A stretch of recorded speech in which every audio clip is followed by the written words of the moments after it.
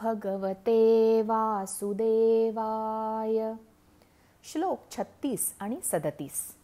अर्जुन उवाच स्थाने ऋषिकेश तव प्रकीर्त्या जगत्प्रहृष्यत्यनुरज्यते च रक्षांसि भीतानि जिशो द्रवन्ति सर्वे नमस्यन्ति च सिद्धसङ्घाः.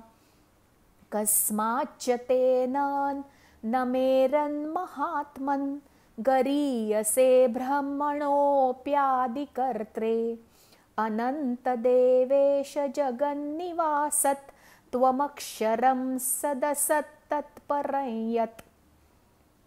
शब्दार्थ. अर्जुन म्हणाला, हे अंतर्यामी श्रीकृष्णा, आपले नाव, गुण आणि प्रभाव यांच्या वर्णनाने जग अतिशय आनंदित होते व तुमच्यावर अतिशय प्रेम करू लागते. तसेच भ्यालेले राक्षस दिशादिशात पळून जात आहेत आणि सर्व सिद्ध गणांचे समुदाय आपल्याला नमस्कार करीत आहेत, हे योग्यच होय. हे महात्मन, ब्रह्मदेवाचेही आदिकारण आणि सर्वात श्रेष्ठ अशा आपल्याला हे नमस्कार का बरे करणार नाहीत?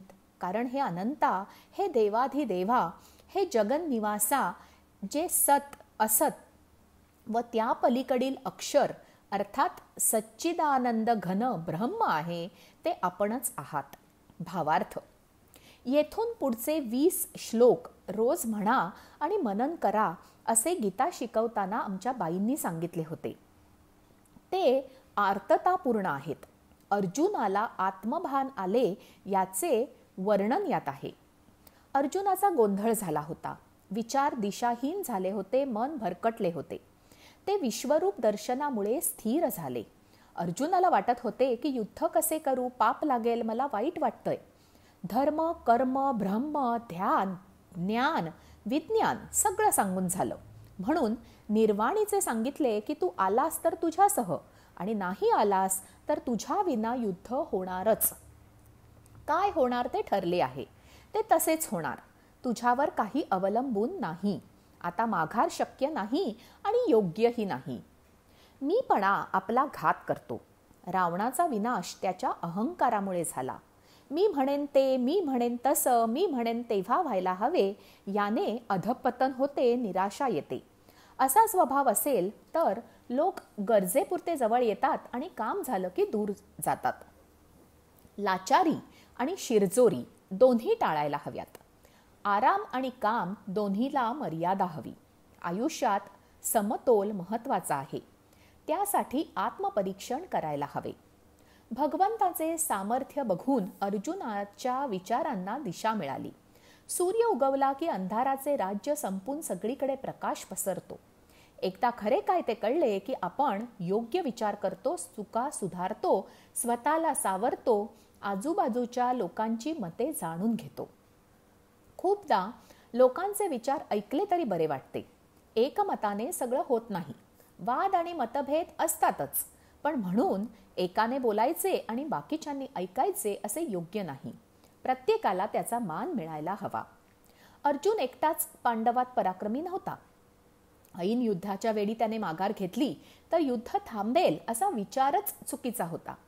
युद्ध झाले तर स्वतःच्या भावांना तो साथ न देणे शक्य नव्हते. युद्ध रद्द झाले तर जो कुळाला कलंक लागेल त्याचा विचारही त्याच्या मनात आला नाही.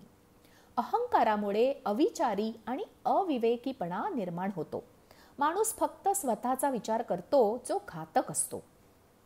अस्थानी श्रेय आणि अवेळी अवसान घात नाशाला कारणीभूत होते. कृष्ण होता म्हणून निभावले गेले. कृष्णामुळे आपण आहोत याची जाणीव अर्जुनाला विश्वरूप बघितल्यावर आली. श्लोक 38 ते 40. त्वमादिदेवः पुरुषः पुराणस्त्वमस्य विश्वस्य परन्निधानम् वेत्तासि वेद्यै च परै च धामत् त्वया ततं विश्वमनन्तरूप. वायुर्यमोऽग्निर्वरुणः शशाङ्गः प्रजापतिस्त्वं प्रपितामहश्च नमो नमस्तेस्तु सहस्रकृत्व पुनश्च भूयोऽपि नमो नमस्ते नमः पुरस्तादथ पृष्ठतस्ते नमोऽस्तु ते सर्वत एव सर्व अनन्तवीर्यामितविक्रमस्त्वं सर्वं समाप्नोषि ततोऽसि सर्वः. शब्दार्थ. आपण आदिदेव आणि सनातन पुरुष आहात. आपण या जगाचे परम आश्रयस्थान आहात. जग जाणणारेही आपणच आहात व जाणण्याजोगेही आपणच आहात. परमधामही आपणच आहात. हे अनंत रूपा आपण हे सर्व विश्व व्यापले आहे. आपण वायू, यमराज, अग्नी, वरुण, चंद्र, प्रजेचे स्वामी ब्रह्मदेव आणि ब्रह्मदेवांचेही जनक आहात. आपल्याला 1000 वेळा नमस्कार असो. आपणाला आणखीही वारंवार नमस्कार असोत. हे अनंत सामर्थ्यशाली आपल्याला पुढून व मागूनही नमस्कार असो. हे सर्वात्मका आपल्याला सर्व बाजूंनीच नमस्कार असो. कारण अनंत पराक्रमशाली अशा आपण सर्व जग व्यापले आहे, म्हणून आपण सर्व रूप आहात. भावार्थ. आपण एखाद्या ठिकाणी जातो, एखाद्या व्यक्तीला सहज भेटतो. अनुभव आला की आपल्याला त्या स्थानाची, व्यक्तीची थोरवी उमगते आणि आपण भारावून जातो.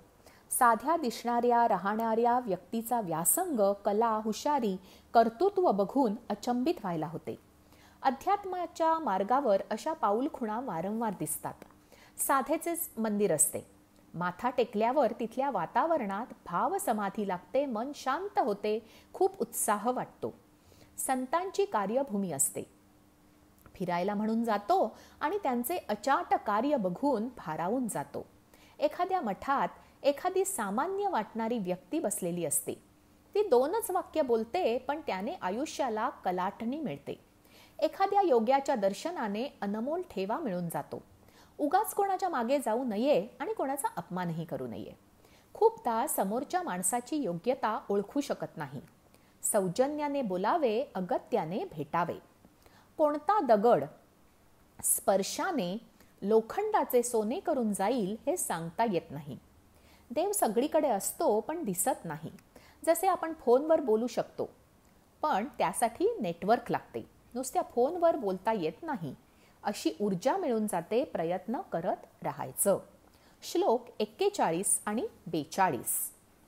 सखेति मत्वा प्रसभय दुक्तम हे कृष्ण हे यादव हे सखेति अजानता महिमानंत वेदम मया प्रमादात प्रणयेन वापि यच्चावहासार्थमसत्कृतोऽसि विहारशय्यासन भोजनेषु एकोऽथवाप्यच्युत तत्समक्षन् तत्क्षामये त्वामहमप्रमेयम्.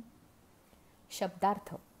आपला हा प्रभाव न जाणल्यामुळे आपण माझे मित्र आहात असे मानून प्रेमाने किंवा चुकीने मी, हे कृष्णा, हे यादवा, हे सख्या असे जे काही विचार न करता मुद्दाम म्हटले असेल आणि हे अच्युता माझ्याकडून विनोदासाठी फिरताना, झोपताना, बसल्यावेळी आणि भोजन इत्यादी करताना आपला एकांतात किंवा त्या मित्रांच्या समक्ष जो अपमान झाला असेल, त्या सर्व अपराधांची अचिंत्य प्रभावशाली अशा आपणाकडे मी क्षमा मागत आहे.